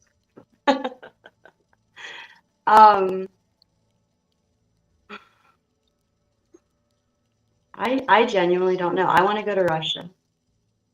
Yeah, and if I figured that was probably going to be your answer. So you could do, for example, you could do Chernobyl. Sure. For me, I don't know. It's always been a toss-up. I would love to do the Inokagahara Forest in Japan. No. I think that truly would be terrifying. Yes. Because you're in this forest, there's dead bodies all over the place, and you're seeing literally bodies hanging in the forest because people kill themselves there constantly. So you're seeing that, and it's like, holy shit. But then you're having all these ghosts of these people, and then you're having whatever it is that lures them in there, because several people have been stopped and taken out of there, and they snapped out of some sort of trance, and they're like, I don't even remember going in. I don't even know why I was there. Something was pulling me. It calls you. It calls you into the forest. But like, there's people there was a guy staying. I watched a video of a guy staying there, and in the middle of the night, he was in a tent. Kind of like the same philosophy I have. Like, he wanted to go there and really experience this place, right? And he did it alone. And he had a tent. And in the middle of the night, he heard noises outside his tent. And he opened up and he's looking, he's filming it. And I seen this video. And he's like looking in the woods and it's pitch black. And all of a sudden he turns and there's a white shirt and a person standing there. And it's like, it looks like a film, right? And the guy jumps and he's like, holy fuck. And it's another person standing there in a daze. And he's like, are you all right, man? And the guy just looks at him, and like he's been there for like a week and he's out of his mind. He just looks at him with this blank, wild stare. And then he just turns around and runs off into the woods. And that guy's like, nope. He goes over, starts grabbing his shit. He's like, I'm out. I'm fucking out of here. And meanwhile, like, to get out of there is brutal. To get out of there at night is damn near impossible. So I think he ended up having to stay there the rest of the night, awake in his tent, scared shitless, like, oh, fuck. I think that would just be an awesome one. The Parish Catacombs, I think, would be phenomenal. Catacombs, sure. The forest, absolutely not. And when you and Dan, do you remember you guys did that episode? And And I had Yeah. nightmares about trees, like calling me into the forest so that I could hang from them. It was terrifying. Actually, that place, that specific location is the one possible place that I can think of that I would be like, no, that's my no. I'm not doing that. I will go like anywhere else in the world. I will not go there. That place is bad. I definitely would. I definitely would. I- So real quick, so not sure if y'all can answer, but I'm experiencing more than normal activity in my house. How do I know what's up? I mean, you just have to open yourself to it and kind of talk to it, see what you feel, see your intuition, see what responses you get to kind of piece together what is it there for, what does it want, and if it's beyond your means there, then you contact someone to try to do it for you. But that's all dependent upon if you know the right people and if also there's time. Time's a big thing for everybody. But try to sit with it and see what it tells you. See what kind. Does it feel malevolent, or a lot of people make the mistake of thinking because a ghost's in their house that it's a problem. There's ghosts everywhere, and they might have lived in this land 1,000 years now. Only just for some reason are now, because of celestial events and things, they're waking up and they're moving around, and people are like, it needs to get out of my house. Well, why? Because if it was there before you moved in, it's not your house. It's their house. You just bought a fucking mortgage on it, and you feel that you're entitled to have. I'm not saying you, Kim, but I'm saying people in general. But like, well, I want this thing out of here. Well, you called the wrong person, because I'm not going to go evict a spirit because you just don't want it there. Now, if you say like it's choking your kids, it's scratching people, it's doing something malevolent, then yeah, I would help if I had the time to do so. But there's so many people that are just like, there's a door opening and shutting, and I'm hearing a noise in the basement. There's a ghost here for sure, and I just want it gone, banish it. Well, no, because it has every right to be there if it chooses to. I have ghosts all through my house. They're fucking all over the place. They like dance sometimes in the middle of the night to turn the TVs on and off. They fucking do all, but they're not harmful. So have at it, guys. Watch some cable. That makes you happy. Fucking watch a movie. That's what Britt and I tell people too. We're just like, we're not gonna like just kick them out just because you don't want them there. If there's a reason, sure. Ronnie said, "What about war ruins or castles from different countries?" I think that'd be great. That'd be great. That would be great. Tom said Dracula's castle or Doll Island, which I think all would be very cool as well. There was another one I thought would be really... See, if I did the Paris catacombs, so I wouldn't do like the public tour catacombs. There are people in Paris who will take you to areas where you climb down into a sewer drain, you walk down the way, and then you climb through a tiny hole in the wall, and it leads you into the catacombs, not just the public part. And there's miles and miles of catacombs. I know a guy who puts up the fucking wildest pictures of the deep, deep caverns of the catacombs, where there's full-blown like king chairs, like thrones built out of human skulls and bones. There's entire rooms of bones that the mole people, because these are the people who live down there and they stay down there, they've built temples down there where there's actual baptismal holy water troughs to like bathe yourself in. There's candles burning down there. There's all this art. Like there's a fucking city down there of some weird, weird stuff. And that would definitely be terrifying as well. But I just think it would be amazing. And to be around the energy of like 600 million people's bones, I can't imagine how powerful that'd be. But I also can't imagine the amount of parasites you'd get from being down there, though, too. Oh, yeah. Lots of cleansing. Lots of cleansing. Your skull came through last night, is what I want to say before I forget. What's that? Your skulls at the shop came through on the investigation. They're still pissed that we won't bury them and give them like a proper burial. And I explained to them that I can't just do that because I can't afford them. Britt said, "You have a price tag on you now." Like, no, that's unfortunate. You didn't tell me that. I didn't know that, folks. But there's not much I can do about that now. I mean, that puts me in an awkward position. The previous owner, I always tell him it's his home and I'm just here to love his home, but I don't feel as though they are there for reasons of hurting me. I think I know it's the past owner is there, but others are just there that seem not to have a purpose. Yeah, they're probably wanderers. The thing is like whenever a place pops up on the map, they visit, you know what I mean? Spirits travel through, so they know there's a resident ghost, and now they're attracted, like, oh, there's another spirit living here. I'm going to travel through there. And sometimes some of them just stay, you know? They're like what would the word be? Like hobos almost. You know what I mean? Like they kind of travel, and when they find a place that feels right, they set up camp. The previous owner seems to want to tell me something, but I'm not getting it. Just gonna keep trying. Just keep working at your psychic abilities. Keep meditating. Keep cleansing. Keep staying focused, and eventually you'll slip into that stage where you can pick up more and more as time goes on. It should be a steady progression. And trust yourself. Trust yourself. Yeah, you got to trust your intuition. I don't know what the fuck Tom just said. Provglay Island. I butchered that name, but yeah, some of these places out there, I think like Easter Island or Stonehenge or something would be cool to do an investigation at too. Tammy. I like Tom's list. I'll hide in his trunk. There you go, Tom. The only problem is if he doesn't let you out and he gets eaten by the New Jersey Devil, then you're just fucked. Leave a note Now so we know. have Alcatraz would be on my personal list. That'd be a cool one. All right, so excuse me. So I asked that question. Let's get into the coterie. So your ritual experiences, your ritual growth, your theosophy and theology has expanded tremendously over the last years and taken you on many turns and twists, and kind of explain to us occult wise where you started, some of the progression, and how things are right now.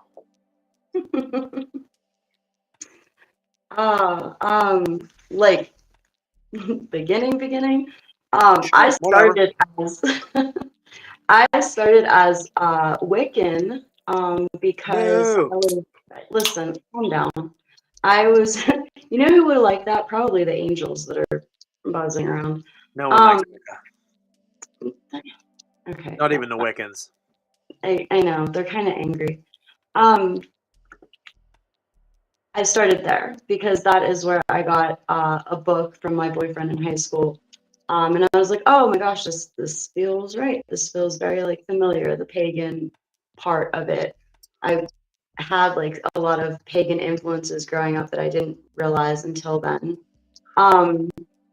So that was cool. And like it struck my interest right away. I got like really into it. I went home like right away, like lit a candle, did my whole thing, like shut everything down, and then like just pretty much said, all right, like come in, like whoever's out there for me, come on in. And freaked the hell out of myself because I had actual like gust of wind go through my room. Candle went out, everything went out, and I was like, well, I'm never calling anything again. We're not going to do that anymore. So I just did like the whole, something's ringing in here.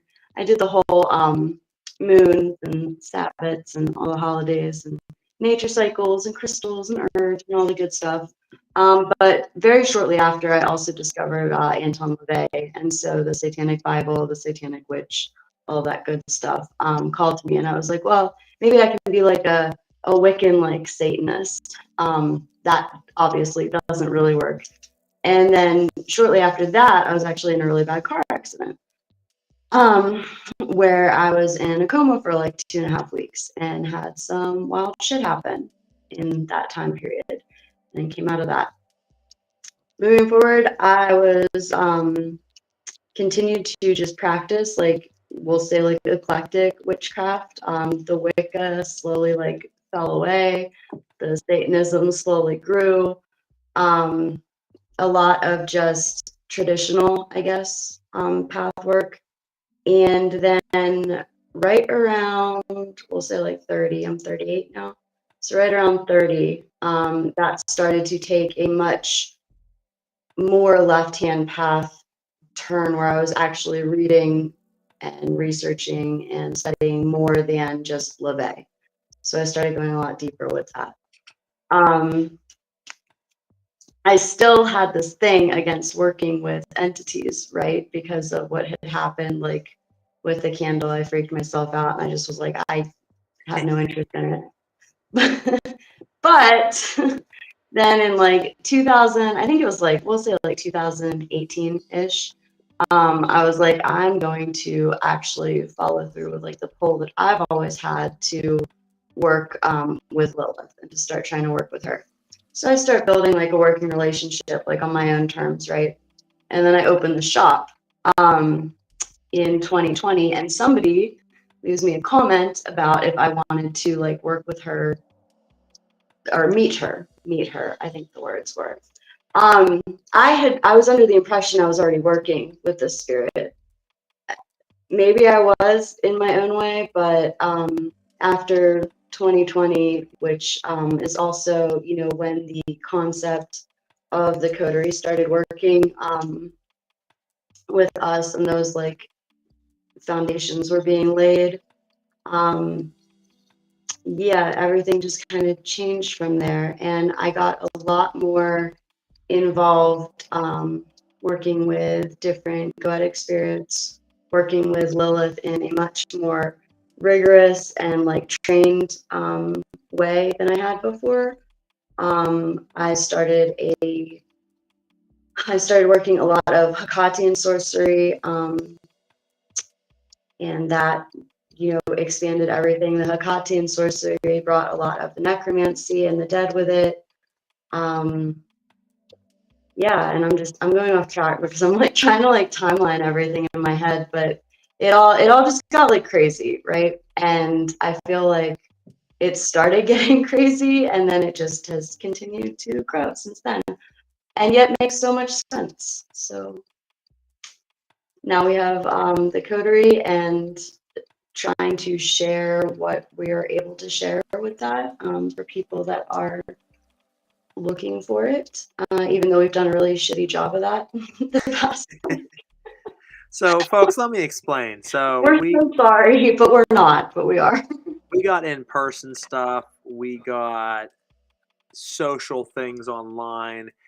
But sometimes the spirits have different ideas for what's going on in our lives than what we can possibly begin to comprehend. And we decided to make the online presence, right? And then like 5 different things have happened life-wise that has just completely shifted us, one of which being the passing of a good friend, which took a lot of changes time-wise, emotionally, mentally, physically, spiritually for the last 2 months.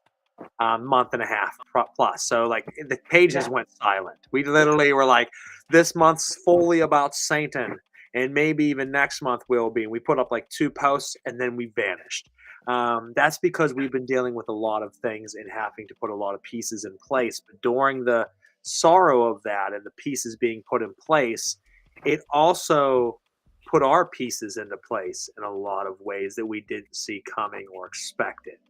So the spirits certainly have a hand in matters. It's been otherworldly by no stretch of the imagination.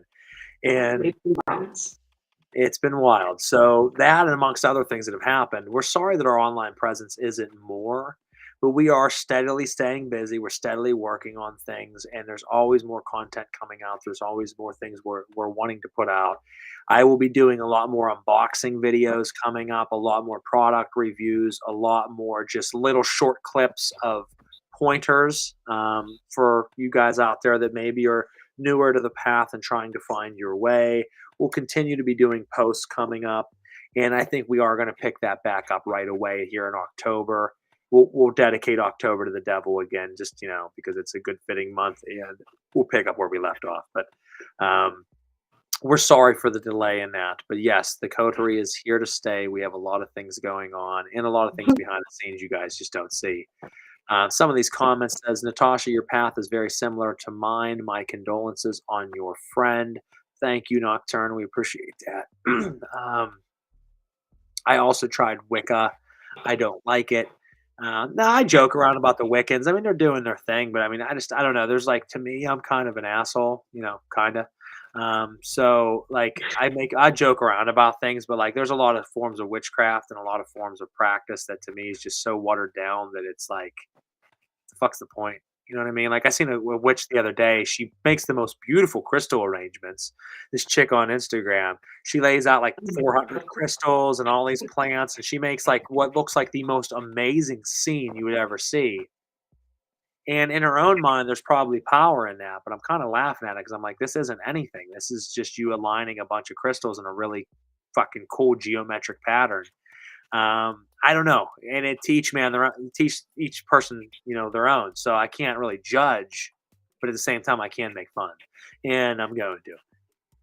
I think that I've just become like so jaded, and like I can't.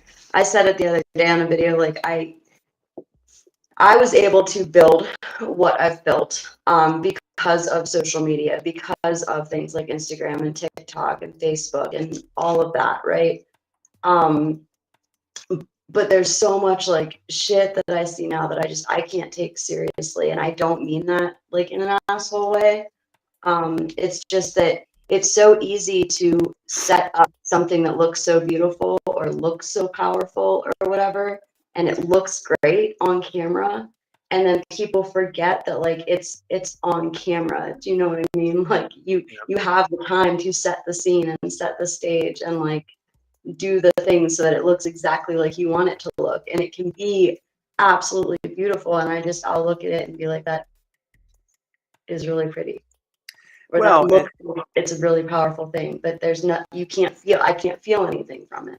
And if I I think can't that's a feel it, telltale sign. You can't, and I'm not saying you can't have a clean altar, because once I'm done with my working, once I've let my offering sit for a couple of days and I dispose of my offering and do all that, I sweep my temple, I dust it down, I keep it clean. Some people yeah, say like, and we've had this conversation with some close people to us recently, and how like some people think that the dark, spooky, dirty, dingy gives a certain feel to it, and I can understand that in a way, but I that's just not my style. So like I keep it clean, but the difference, folks, is I don't mind it getting messy as fuck during ritual and what I'm doing. But once it's done and you're in between those stages of ritual, it should go back to being neat, tidy, and clean, because I keep a clean house, right? But like when you see someone saying like I'm doing a very deep working and they take a picture and everything is perfectly in line and in place and there's not a speck of dirt anywhere, you got to question, are they actually doing the work? Because I know me during ritual, especially when I go into trance states, I do weird shit I don't even know. I'm reaching over and grabbing handfuls of dirt out of things and I'm slapping them down in front of right. me. I'm mixing plants together. I don't even understand what the fuck I'm doing some of the times because it's not me doing it. And there's ashes on my altar. There is blood on my altar. There is other things happening in the ritual chamber that if you looked after that night's over, let's say 2 a.m, whenever I'm closing down the ritual, you would say like, damn, it looks like a storm hit this place. But 2 days later, you'd walk in and say, man, this dude keeps a clean shop. It's crystal clean. Yeah. Well, yeah, that's okay. But people will take these pictures and be like, I just summoned 17 goetic demons tonight. And everything's perfectly in place and there's not a speck of dirt. And I'm like, yeah, I don't think you probably did, bro. And it's not even like the clean thing. It's when it looks like it has been obviously set. And I think it's getting worse as like I can just like feel it or see it more. I don't know, but you can just tell that like they set it up, or if there's like this. Like I can do that. My nails look a lot cooler when I do it too. Like my power hands. Oh, I know. I can't do it because I'm cut off. My screen's not as big as I have the comments on it. Darth Vader hands. We know some people. Yeah, like I can't. And so like it's leaving a different taste in my mouth, which is something that is really weird for me with the shop and with the business and stuff, because I still have to be a part of that and like be involved in that and stuff. But I just can't, I can't do that. You know what I mean? I'm too busy like doing it. Well, and like there's weird things like for me, for example, I replace my candles all the time. So like if I take a picture of my altars, it always looks like I have brand new candles that are unburnt. So someone could say, well, wait a second, man, like you've taken 2 pictures over a 2-month span and you still have candles that are unburned. I'm like, well, yeah, but I've replaced them 17 times. I burn that bitch down to nothing. And then I put a brand new candlestick in there again for the next ritual. And I burn those bitches down to nothing. Unless they're illuminatory candles where it's supposed to light my altar. But if they're working candles or things, they're burning down to nothing. I let them bitches go all night and keep burning them for that spirit. I don't use the same candles for multiple spirits unless, once again, it's just the room candle. My God, I'm losing my voice. The spirits don't like it. It's the angels. The angels are getting me. Addie said, I always feel so awkward taking pictures of my setups. It feels so wrong. The only time I do is if I have a question for Britt or if I'm really proud of what was accomplished. Now, here's the thing, Addie. To take it to show it off all the time, I wouldn't agree with, but to show a friend, God damn it, to show a friend from time to time, that's okay. But there's nothing wrong with you keeping a virtual log of your progress. We are in a day and age where a lot of people don't write as much, and a personal grimoire would be powerful. But some people's personal grimoires is their notes on their phone.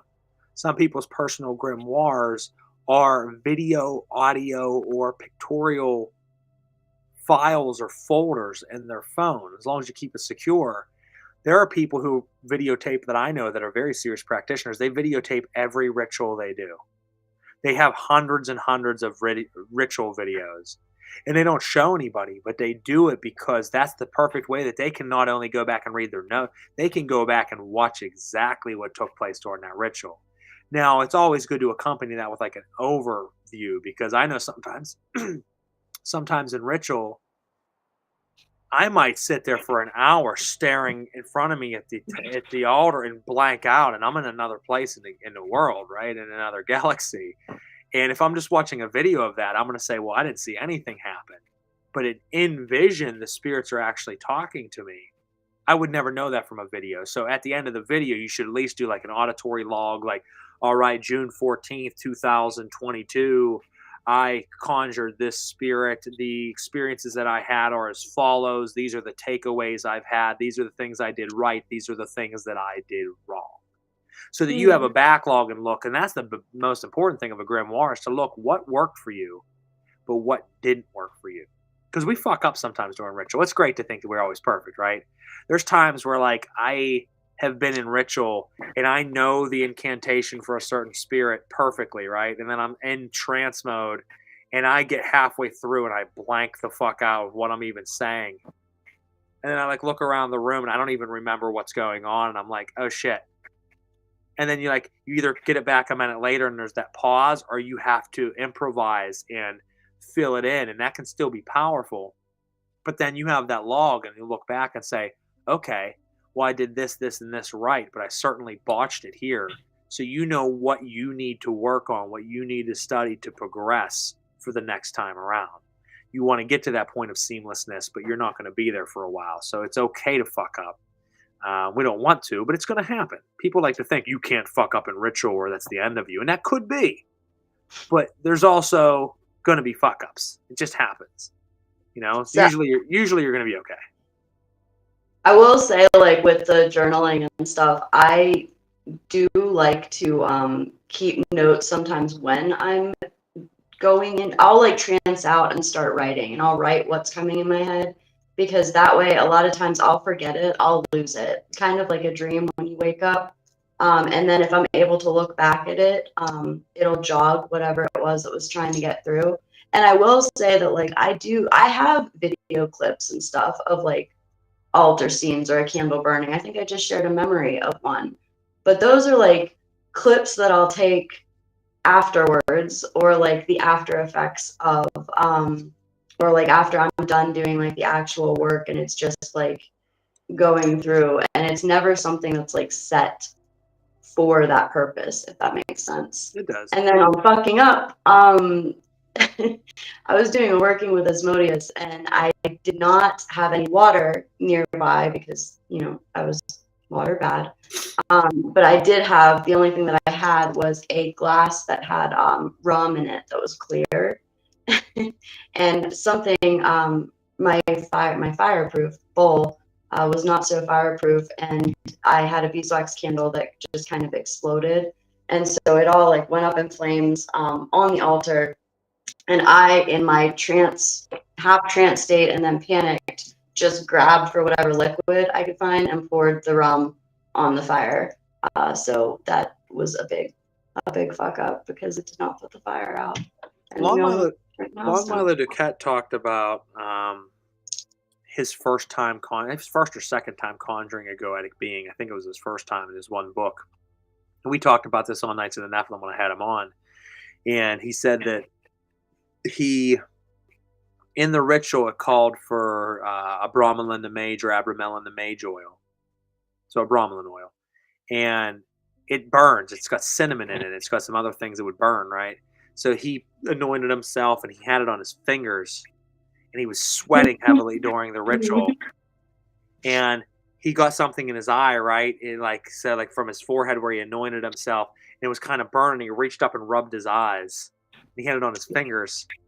And then he was like, ah! Meanwhile, the being was there. Like, he got to the point where the being showed up, and it was in the conjuration triangle and the triangle manifestation. He's in the circle. There's other people there too, and now he's blinded and can't see. And he's like, "Fuck!" And this thing's standing there, like, "What do you want?" And he said it was almost like he took that as a lesson now. That the spirit was teaching him something that night, that, you got to be better. You got to do better. He said it much more poetically than me, but it was a pretty funny story about his first big operation conjuring a being, and his first big fuck up was blinding himself with bromelain oil. And for those people out there, it can go either way. A bromelain, abramelin, I don't give a shit. Everybody says it differently, so I say both. I've never put any in my eye, though. What is a goetic being? So a goetic being, that's a stacked answer. So when someone says Goetia or goetic beings, they're normally only specifically talking about the Lemegeton. The Lemegeton is a spirit list of 72 infernal demons, which mainly is comprised of old pantheon gods of different cultures that have been demonized and turned into demons, such as Ra from Egypt, the sun god, was turned into Amamon.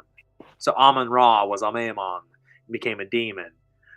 You have others that were turned into other demons.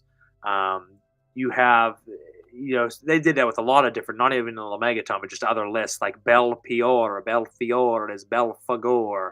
He was originally an angel. So they demonized a lot of different things, but the Lemegeton has a list of 72 spirits. It's the most famous grimoire thing. It's taken a resurgence in the last several years. There's this grimoire renaissance that's going on, and people are practicing these old forms of magic. And people always mention the Goetia. So the Goetia is made up of 5 different books in one book that actually have nothing to really do with each other, but they were put together in one book. It's someone's attempt to try to put together a grimoire.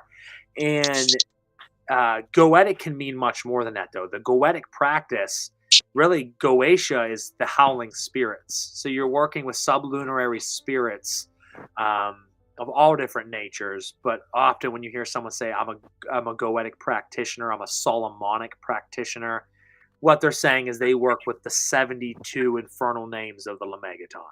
But Goetia can be the Dragon Rouge, it can be the Grand Grimoire, the Grimorum Verum, the Sworn Book of Honorius, it can be the Almadel.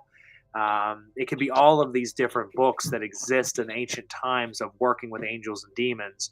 It's grimoire magic. It can be, originally was a lot of people more of a shamanic style who worked with the dead and funerary rites and things, were goists. People worked with the howling or the dead spirits. So that's really goetic, but it's kind of taken on a whole new life in the last 15 years. It falls under a huge umbrella. I videoed, then journal after that, watching video and add from what I see on there and compare. That's a good way to do it, Tammy. I'll be visiting a huge cemetery. If spirits offer me a gift such as a tree branch, a leaf, or a bone, etc., how should I cleanse it? A lot of different ways to cleanse it. You have to find what works for you. You could use sea salt in a glass of water and scrub it down. Say some nice words over it. You could do something such as burning lavender or burning sage. You could burn basil and rue, and Don't bay tell them leaves. burn rue. and some things like that. There's a lot of different ways to. You could burn copal, you could burn benzene, or benzo. I can never say that fucking word right.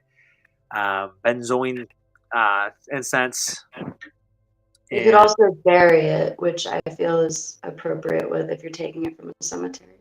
Yeah, make sure you're making a payment there, Nocturne. If you're taking something from the cemetery, it's good to leave a payment, to ask if it's okay to take it, to wait till you get a positive response that you think it is. If you get a negative response, then leave it. If you do get a positive response, then pay for it. Leave a few coins, dig a small ditch with your hand, place a few coins, 3 usually, and then bury that back over. Say thank you, and then leave. Turn, walk away, don't look back at it. Definitely on the offering, but I meant like even just the cleansing. Like if you bury it for like a cycle, it'll cleanse it in the dirt.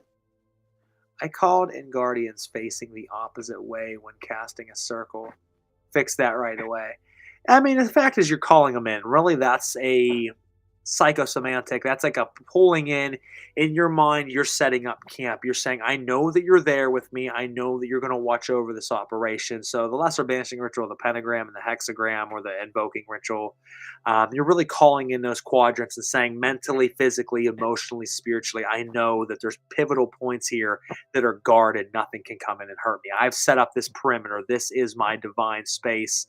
This is my sphere of sensation. This is where I'm working from, and nothing is allowed to breach this.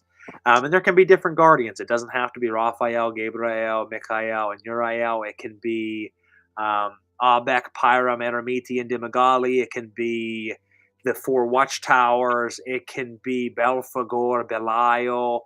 It can be Lucifer, Satan. It can be a lot of different spirits. Once you have that camaraderie with that spirit, you can then call upon them in the quadrants, as long as it makes sense. So Belial would be a spirit of earth. It would be a spirit of the north because it's earth. Satan would be a spirit of the south because it's fire. You would have something like Beelzebub or Beelzebub to the east because it's air, and he is king of the flyers, king of the almighty. And then you have Lucifer, which can also be to the east because of the sun rising. So you have to make sure there's a correlative association that makes sense to fit it there. You can't just be like, I'm going to grab Mephistopheles and throw him to the east. And then people will be like, why? I don't know, because I think it's cool to do that. No, there actually has to be a resonant reason that you're putting it where you're putting it.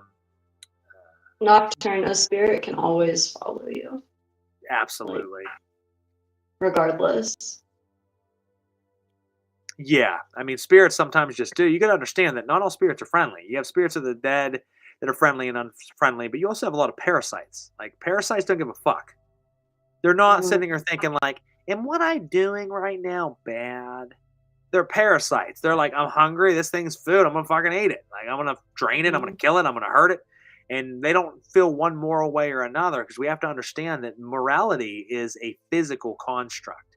Morality is not something spirits care about.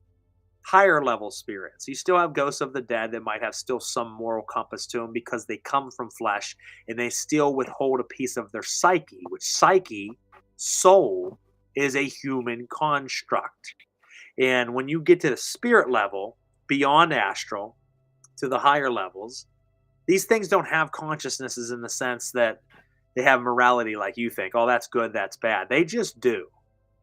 It's like fire. Is fire good or bad? Well, fire is just fire. I can use fire to make a campfire and keep us warm and save us through a cold night, or I can douse you in gas and light you a flame and burn the shit out of you. So it's like you can use it for different things. It's just fire. And spirits can be used for different things or adapted for different things. But when you get to parasitic entities, they're going to drain you because in their nature is parasitic. Their nature is to drain. But it's not because they're evil or bad. It's just that their nature is adverse to yours. They are what they are. They are what they are. And honestly, like a lot of the spirits too that will come back from the cemeteries. I had a client like just last week, I think, and I could just, there was something on her. There was just something off with her. And I took a picture of her, and could actually see like something on the picture. And then I actually sent that picture to Crow and was like, hey, can you see something on this girl? And he confirmed that, yeah, he definitely saw something on her. And I was like, okay. And I did some cleansing stuff with her and worked with her. And it was also like at the end of her appointment. But her mother actually works with spirits too, and like does a lot of like, sending to the light type work and stuff. So she went home and was like, Natasha says there's something wrong with me, Mom. And her mom was like, yeah, there sure is. And it was a little old lady that she had picked up at the cemetery when she had been there for like a funeral and stuff. And the little lady was not related to her or anything, but she was just pissed that nobody came and visit her. He gave her flowers, whatever. So she hitched a ride home because a lot of people, some are like more susceptible than others. And this girl happens to be like very susceptible because she's very open. And the more open you are, the more things are going to walk through the door and hitch a ride with you. So it goes back to what we said earlier. Yeah, the more open you are, the more advanced you are in your practice, the more things that are going to be drawn to you because your luminescence, your biometric field, your astral double, your aura, it's all going to shine brighter. So these spirits see spirits, right? They see you in the physical, but they see more of your spiritual side. And it glows different than the spirits of the dead. So they say, okay, this is a living being that's visiting us right now.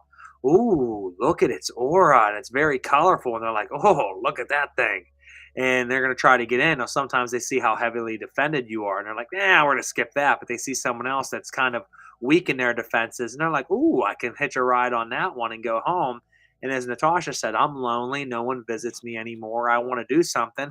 Let's go home with you and see what kind of family you have and what you got going on in your life. And if anything, it's going to be a field trip for me. And if I don't like it, I leave. And if I do like it, I stay. Or I hitch a ride on one of your friends and I go home with them. They do jump back and forth to people. Most people you come across have something attached to them. At any given time in life, almost everybody you come across has something attached to them. I got shit on me right now, probably, and I fucking cleanse and do all kinds of stuff. It just happens, you gotta. It's a constant battle of cleansing yourself because they are attracted to you, they attach to you, and you don't always notice it.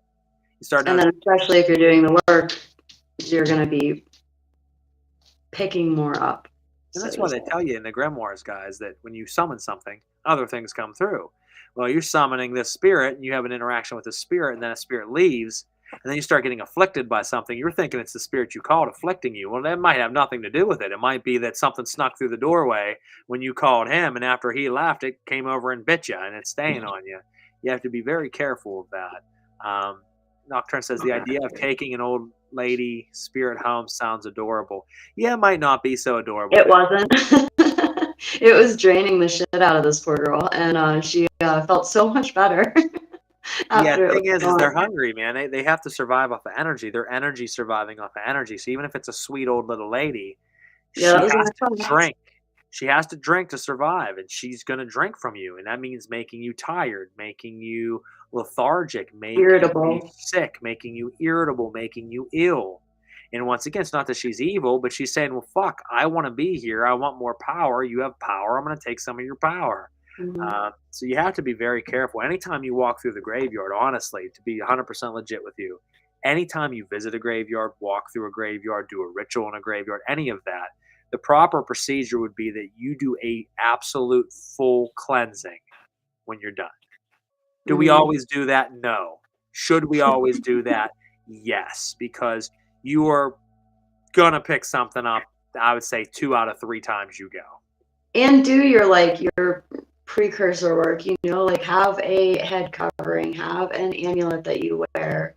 I've always got braids in I don't tonight, but I usually always have braids in my hair. Like have your little things that you do to kind of shield yourself off of it.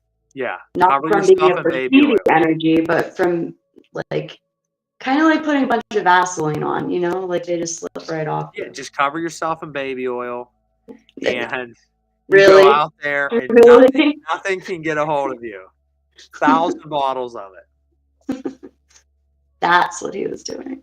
Yeah, P. Diddy was never a perpetrator, guys. He was just trying to escape the ghosts. That's his story. Sticking with it.